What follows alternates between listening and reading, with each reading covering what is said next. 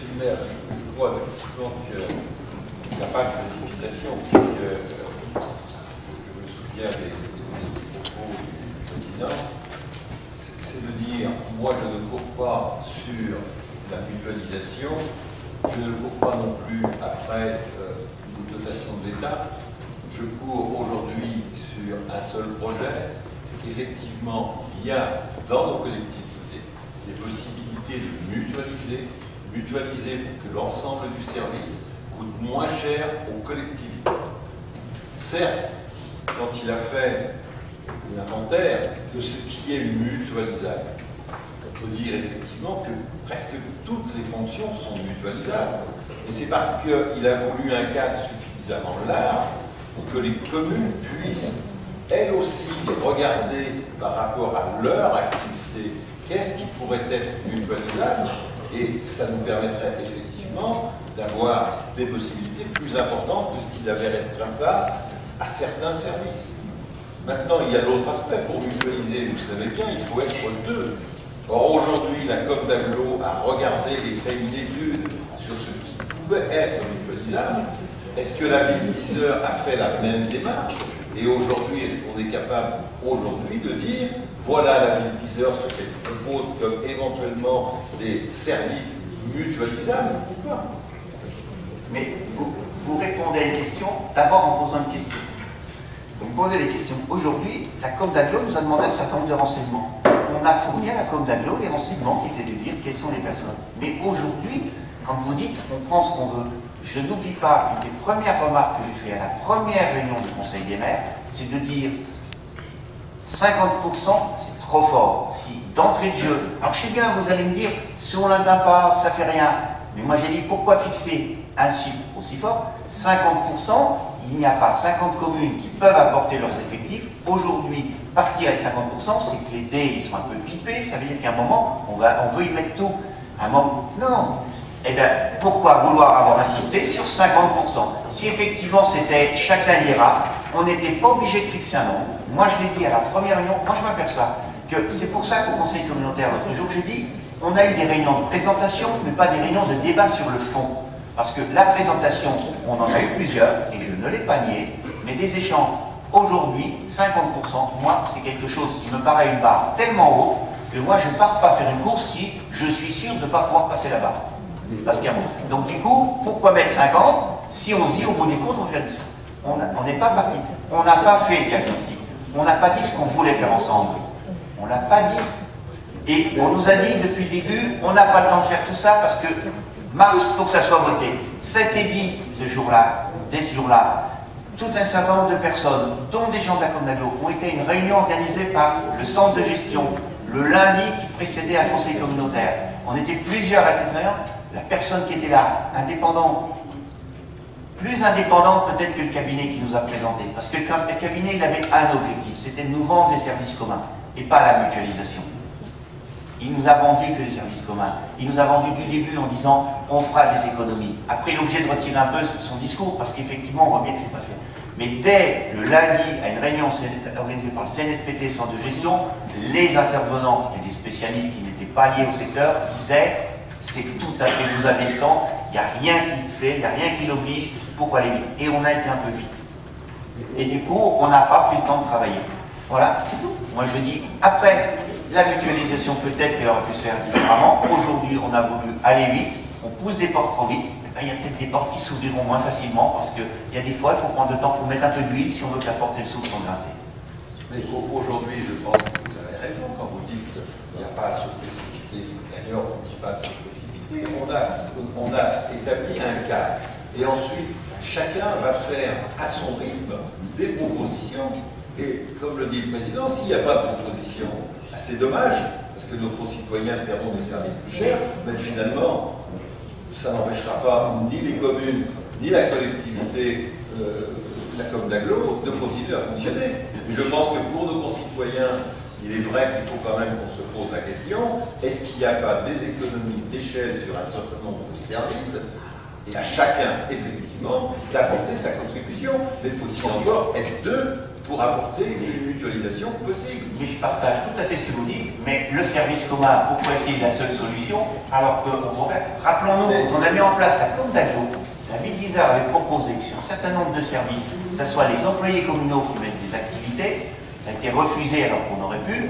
En exemple, on a ouvert des stations d'épuration dans les communes rurales et on a envoyé des équipes de l'agglo pour aller entretenir journellement ou hebdomadairement des stations d'épuration, alors qu'on avait sur place des agents qui ont pu le faire. On en est revenu. On s'est aperçu que ça ne servait à rien de faire 15 km à quelqu'un pour aller 2-3 fois par semaine déboucher certains éléments des grilles. Mais la mutualisation, ça pourrait être ça. On n'a pas dit qu'il n'y avait que des services. Aujourd'hui, on vient de voter une délibération où on a mis en commun, et au-delà de la com d'aglo, puisque c'est à l'échelle du SDE, la possibilité de passer des marchés communs de gaz. Mais c'est pas proposé dans notre projet. Mais je vous l'ai dit tout à l'heure, ça, c'est pas écrit. Le groupement de commande, on l'envisage même Ça pas. n'empêche pas de le faire. Aujourd'hui, le service de... Et pourquoi pas l'écrire? Faut qu'on m'explique pourquoi on n'écrit pas. Il y a 5 possibilités dans le texte de loi, on n'en écrit qu'une et vous me dites c'est normal qu'on écrive une. C'est pas écrit. C'est pas écrit dans le projet là-dedans. Il y a bien écrit aujourd'hui dans la délibération de la com d'aglo que des outils tels que les groupements de commande pourraient être... Ce qui est pas mal par contre, je pense que vous devez le savoir en tant qu'ancien élu de Moulins, que Moulins, en tant que ville, n'est même pas membre du SDE parce que la mutualisation avec les autres communes, pour le SDE, ça n'intéresse pas depuis des années. Vous le savez. La solidarité de Moulins s'est arrêtée à la porte du SDE. Aujourd'hui, le sujet n'est pas... C'est vous qui avez pris l'exemple. Le sujet aujourd'hui est de savoir est-ce que la ville d'Isère souhaite travailler sur un projet de mutualisation ou pas, c'est ça la question. Oui, mais pas sur ce projet, pas sur la façon de ce schéma. Alors, je pense qu'on a assez débattu, il faut quand même qu'on vote. Donc, non mais bon, ça me paraît important. Oui, moi je ne veux pas en rajouter seulement. Non, pas du tout. C'est seulement pour dire que restera-t-il des communes sans les services. Je veux dire, je ne sais pas, moi, avant, bien sûr, on peut justifier ce qu'on veut, mais sur le fond, quand même, c'est là le véritable problème, il est là. Et cet après-midi, moi, je le dis aux agents, faites attention, réagissez, effectivement, les élus vont prendre la décision sans vous concerter, sans vous. Faites attention, je veux dire, c'est un tout. Mais sur le fond, c'est la disparition des communes, c'est clair et net. Alors peut-être que Millefeuille, certains le souhaitent comme ça, mais pas tous. Mais j'aimerais quand même rajouter une chose, parce qu'Alpérin l'a dit tout à l'heure par rapport au cabinet d'avocats. Donc notre président de Moulins Communauté, lui, il est toujours dans la mutualisation. La preuve, c'est que le cabinet d'avocats, il a travaillé à la fois pour la com d'aglo et à la fois pour la ville de Moulins. Ça pose question quand même, parce que ça veut dire... Où est l'intégrité du cabinet d'avocats pour qui il travaille? On pourrait même dire pour qui il a payé. Hein. Et moi, tout ça, ça me pose question. Et là, vous l'avez bien dit, mais ce qui est sûr, c'est que si jamais il y a eu un diagnostic de fait, aucun élu n'a pu lire ce diagnostic. Et c'est-à-dire que le diagnostic, c'est une cartographie de l'ensemble des services des 26 communes. Aujourd'hui, on ne sait rien de ça. Et alors, ça voulait dire, la loi disait, on ne peut parler de projet de mutualisation si on a cette cartographie. Aujourd'hui, on n'a rien. Donc c'est caduc, le système est caduc. Je ne vois pas comment on peut aller plus loin. Oui. Un petit mot simple. Il était dit tout à l'heure, le personnel ne sera pas concerné. Excusez-moi, mais la consultation du personnel, le rôle des organismes paritaires, le comité technique est consulté préalablement sur le schéma de mutualisation des services. Mais il est consulté, mais il ne donne pas, il fait son avis. C'est comme le nôtre, c'est un avis simple. Oui, non.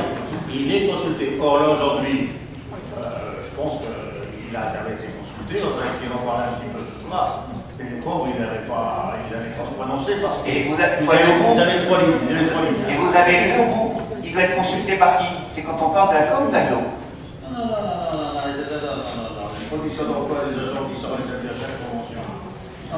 Les personnels sont consultés à un moment ou à un autre. On ne peut pas dire que ça se fait comme ça. Ça ne change rien sur le fond. Je suis simplement pour dire que là aujourd'hui c'est dommage. Ce débat, je le trouve un peu. Je comprends moi ce que vous avez dit. On le partage en partie. Sauf que nous aurions souhaité, nous, pour répondre et se prononcer par rapport à cette délibération, avoir un texte, avoir quelque chose que nous aurions pu préparer. J'ai déjà dit en partie cet après-midi au comité technique paritaire. Je crois qu'il faut faire des propositions, faire quelque chose, mais pas rester bloqué comme ça, dit on n'est pas d'accord avec ça, d'accord, on n'est pas d'accord. C'est bien.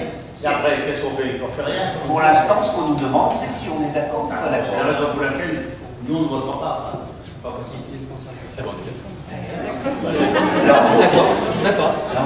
Vous ne voterez pas notre proposition. Bon, alors, il faut qu'on soit clair sur le vote, qu'il n'y ait pas d'ambiguïté, parce que moi, je vous propose d'émettre un avis défavorable. Donc, qui est d'accord pour qu'on émette un avis défavorable au projet de schéma? Donc, la majorité et les élus du Front de gauche. Qui est défavorable, enfin, qui est favorable à la proposition de Moulin Communauté de rentrer dans le schéma? À partir du moment où on l'a déjà voté au Conseil Bah, mais tout le monde n'est pas conseiller communautaire. Donc moi aujourd'hui, je pose la question aux 5 à ceux qui n'ont pas voté, aux 4, mais vous avez un pouvoir, c'est voter. Êtes-vous favorable au projet de schéma proposé? Bah, il est proposé. D'accord. Non, mais voilà. Donc vous êtes 5. Vous êtes Oui, si, il y a un pouvoir. Monsieur le maire, nous sommes 5, vous êtes 28, à la com d'Aglo, vous étiez 15, et il y a 71 élus communautaires. Mais je l'ai dit. Est-ce que j'ai dit qu'on avait raison? On a exposé nos idées, on a fait un vote, quand on a été 15 à la com d'Aglo, on a été 15. Le 20 mars ou le 21, on sera combien pour moi? Mais ça, alors, je reviens un an en arrière, quid des marionnettes? Alors, faut pas, dernière délibération avant qu'on clôt, les remerciements. Donc, suite à ce zèle, nous avons aussi le remerciement de l'Assiseur-Pétanque pour la participation financière et matérielle pour la saison 2014 et lors du premier régional de pétanque. La Société d'agriculture de l'Allier pour le don de récompense à l'occasion du Grand Prix agricole de Moulins. Le syndicat local pénitentiaire pour le prêt de la salle des Osières le 6 janvier lors de l'Assemblée Générale. La SPA pour le prêt de la salle Pierre Mendès France à l'occasion du bric-à-brac. Le Bourbonnais Club pour la participation, s'il vous plaît. Le Bourbonnais Club pour la participation aux frais occasionnés lors de la présentation de volailles de race bourbonnaise lors du Noël nordique. Et les Restaurants du Cœur pour la mise à disposition gracieuse du espace à l'occasion du dîner d'ensemble du 1er février 2015. Moi, je vous remercie de votre participation, je remercie le public. Cette séance est un petit peu longue, mais nous avions des points importants. Et je leur remercie de leur présence et bonne soirée et bien rendez-vous au prochain conseil municipal et avant.